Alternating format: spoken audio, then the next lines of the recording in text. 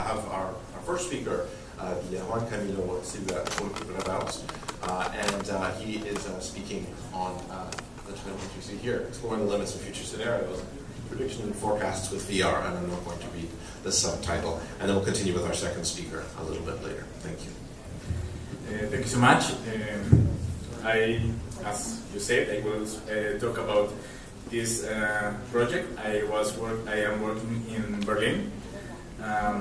Sorry for the long name of the presentation. It was on a previous stage, and now it's a little bit shorter. It's exploring the limits of future scenarios, predictions, and forecasts with virtual reality, design through gamification, in nonlinearity deterministic systems, mechanism design, competition, cooperation, and co-opetition in dynamics system setups. I'm Juan. I'm from Colombia. I study management and economy. I work for several years in the field of marketing and construction machinery, and then I make a breakup in my life because I was interested to learn about innovation and technology and startups. So I decided to begin a travel around the world. I went to a lot of countries, I met a lot of people, and I began my academic field. I came back again to academia in Argentina and Germany. Now I live in Berlin, and I came here to tell you about the research I am doing there.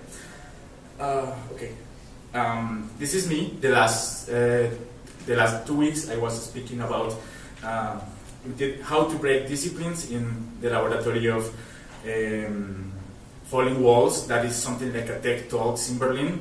It's going global. And this is fundamental for me because everyone is talking about cooperation, how to make transdisciplinarity, and in a way how to innovate through interdisciplinarity.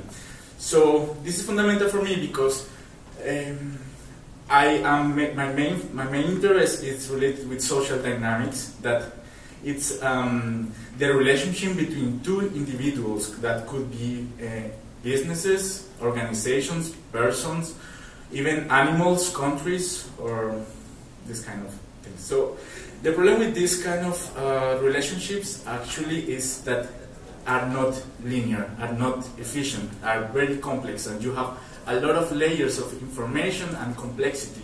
And then we have something that we can call complex systems. This is something that several disciplines try to understand around mathematical models and complex way to approach this.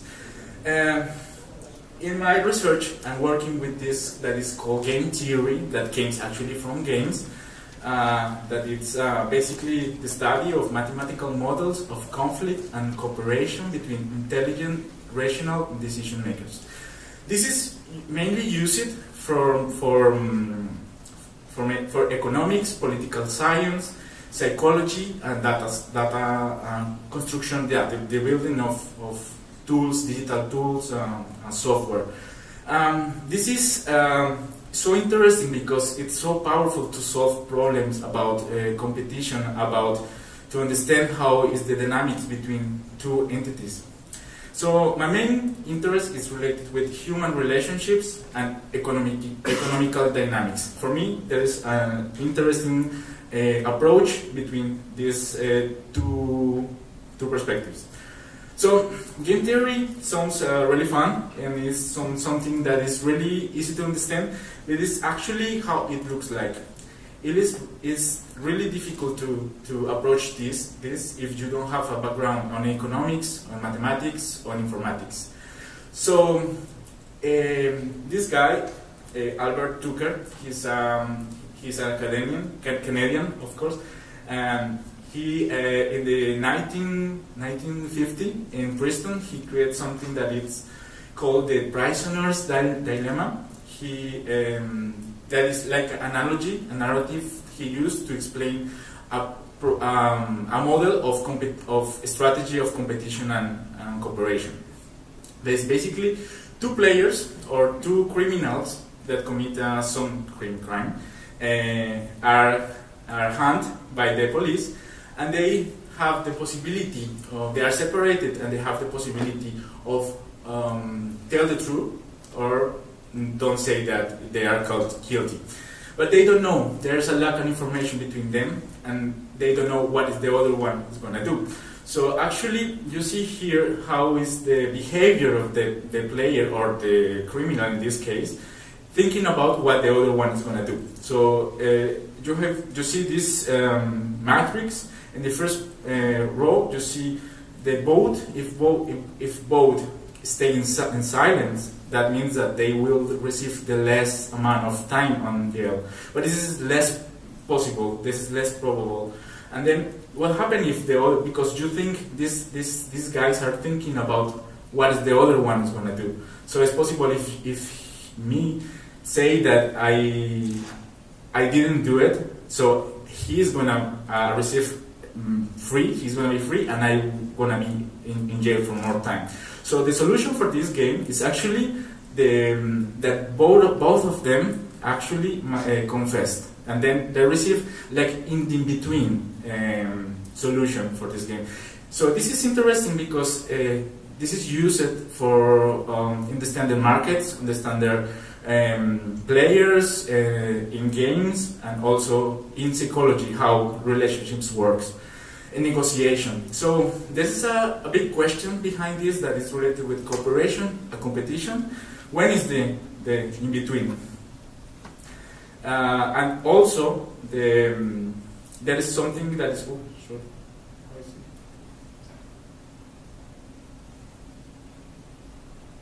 it's also there is not normally you have both positions that are not they are really in fight. Now we have something that is called co-opetition, that is actually cooperation and competition, and it's something relatively new. That it means that in teams cooperating, like in this game of rugby, you can actually have a behavior of competition. So you have a big problem to use this kind of strong algorithm and also these strong strategies to solve problems. And a normal person, someone who is from the field of design or someone who is actually not with this discipline information, they cannot use this without this the previous information. So using my proposal is use gamification to solve actually this lack and make it possible to understand to people who is not from this field. So the proposal I am doing is actually use a virtual reality game to solve this lack to connect this possibility. And I am using virtual reality game, mechanism design, and game theory. What is mechanism design? Sounds fun, but actually it's in the last year, in 2016, two mathematicians really famous, they won the Nobel Prize for this concept. It's basically you design this experiment or design the system in a way that you want to create certain kind of behavior in the players or in the users. And this is mainly used for actuation, voting processes, and also for markets. So it's really useful, and a lot of software companies and governments and other institutions are using these kind of things. So the game that I am proposing to use is called this experimental Tierstation. That means something like pet station experiment. That is this physical space that you have two players sitting. You can see in the middle. This is the artist who designed the space, and you have the idea. You have the seat one next to each other, in a way that you actually you will touch the elbow of the other player in a way, because with virtual reality games, you have the possibility to block certain kind of variables as sign, as sound, but the touch is something that is still in process, and closing this gap we are using just putting together to feel the sensation that the other one is there. And you have this speed control that is actually like a map, and you control the speed of the avatar that you will see. And you have the helmet on your head, and you feel like in between the game. This is like how it works. Okay, and this is how. But basically, you are a bee that is they are in this space that is like an office, and you have the task to collect pollen or flowers, and this is the perspective of one of the players. And it's at the beginning it's easy to find the flowers, and it's easy to find to achieve the goal, but after certain kind of you complete certain kind of levels, it begins to be more difficult, and begin to be more. You need in a way to cooperate with the other to accomplish all the tasks. So the experiment is based to see when actually is the change, what triggered the change between this behavior. And you see there, you have certain kind of feedback, visual feedback, that is time, that is the amount of pollen or flowers that you are collecting, and this is how is the setting of the game. This is So it's important. Until now, we have identified several kind of variables that are important for us. But in my case, I'm really interested in two of them. That is actually the initial conditions of the experiment and the empathy.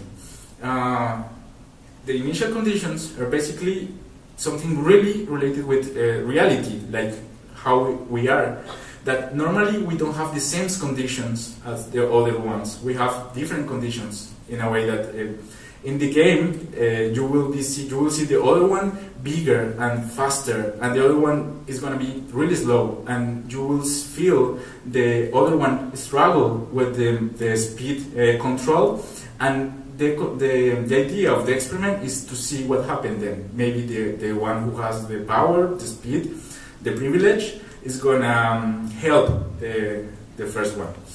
And the empathy. Empathy plays a really strong role in this game, because once you see each other in the game, the other avatar, in a way they always stir each other, and it looks like after that they begin to cooperate, because a lot of psychologists think that when you reflect yourself in the other one, you have sympathy for them, and you can understand the need they have also to play, to win, to receive the same amount of things as you. So at the end, we are using game theory, gamification, virtual reality, and mechanism design to create some forecast how to create outcomes using this kind of experiment. To the future, the idea is maybe to use this as a tool of teaching in companies negotiation skills, or also to designers who want to understand how to approach more like the model, how to approach use this kind of technology, use this kind of knowledge. So at the end, I want to say something else that it's more related with me and with the relationship with my whole story. And it's creativity and innovation are human acts of freedom. For me, I have not formation or discipline from design or architecture or art. I came from really tough economic formation. So, but I understand that the power of innovation and creativity is something that everyone have, and it's something that is nature to us, and we sometimes forgot that, and we need to embrace it because it's powerful and it makes us better as professionals and as humans as well. And I will invite you after if you want to come. I have this. This is a prototype of a game that is going to be only web based. I have a prototype, a physical prototype that you can see. This is from my sponsor, Game Lab Berlin. I'm working with them in Berlin. And this is the thank you. This is the people who, sorry, the institutions I'm working and I'm part from. Humboldt University of Berlin, Universidad de Buenos Aires, Game Lab Berlin, and the Cluster of Excellence, Wissen Gestaltung, and Open Design Team. That is, we are a group of people that are doing this kind of stuff. This is our hashtag. If you want to follow us, if you take pictures, please share it with us. Thank you.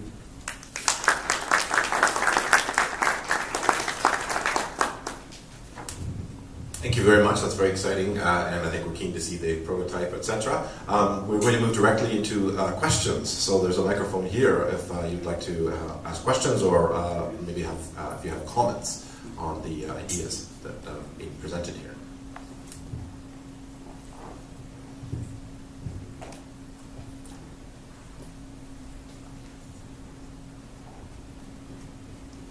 Yeah, it's not really a question. I was just curious about like possible application, and like if you can tell us more a little bit about like the test and experiment that you've done so far with this technology and with this concept. Thank you.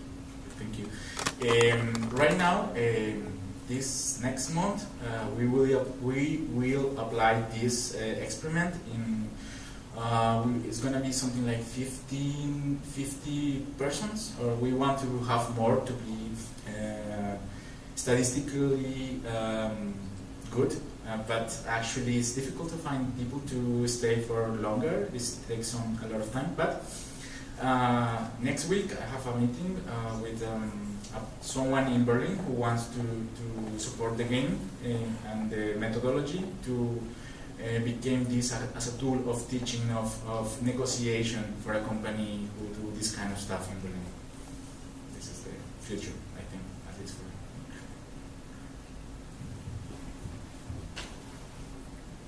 Thank you for the questions. I really appreciate the feedback. It's something really... First of all, Juan, I'd like to thank you for sharing your work with us. That's a very interesting project you're working on. I'm Elizabeth Suan from the University of Toronto. Like you, I also come from a non-design background from the world of nursing, and your work is interesting to me because we do a lot of simulation in the type of education we do with nurses. So before they go into like the floor of a hospital, they've somewhat practiced on like a dummy or in virtual reality. So I'm wondering if you could talk about perhaps like the potential applications to fields outside of marketing, especially the fostering of empathy in your games, because that's something that we are still struggling with. Like, we got the technical skills okay, but it's fostering empathy with people when you come across people from different cultures in the hospital, different situations. So just wondering what your take on that might be. Yeah, I will go back to why actually I'm doing that project. It's more related with the last 2 years. I was doing a master in interdisciplinary research, and I did the first part in Argentina with a lot of people from different places and different cultures and different languages, and I was the only one from business, and it was really frustrating because these people they have a different language, and for me it was really a struggle to try to communicate. And then I realized it was a process that it was only through sketching and doing something that it's really outside of your system. It was a good tool to communicate between us. So at the end, the future, especially of this kind of technologies, but also visualization of data, really helps to grasp, to make this connection between people who has not the same background and disciplinarity formation. That at the end is, at least that's what I believe, that when you really cross that boundary of discipline, you really help to create innovation, understanding, and I think a better world at the end. So it's awesome. Thank you.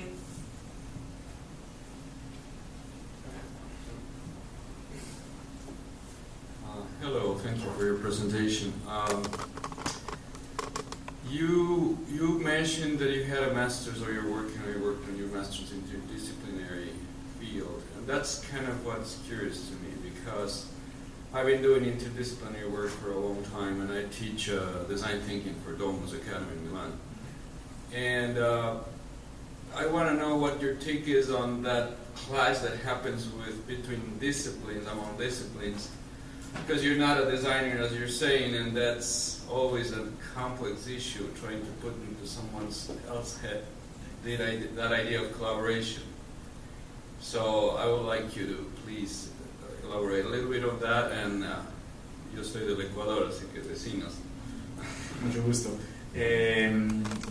Yes, I mean, interdisciplinary work, it's sometimes painful because it's difficult and it's sometimes expensive and take time and effort, but it's really, really interesting, and at the end you get amazing outcomes. For the experience we have, like these last 2 years, actually, we also pitched other talk here in 2 days ago around architect. So at the end, it's we understand that the idea of creating teams around a project or an idea or an initiative, it was the better way to approach interdisciplinarity. But I understand what you say in the sense of how difficult it is, and it's really how companies and how actually even governments and institutions should work, because sometimes disciplines have make differentials between people, and you put labels, and because you have maybe engineers, you have a strong information in business, whatever, you don't take into account certain kind of opinions, and you need to have all these kind of opinions to create a better understanding of the world, a better strategy, a better business, a better project of investigation.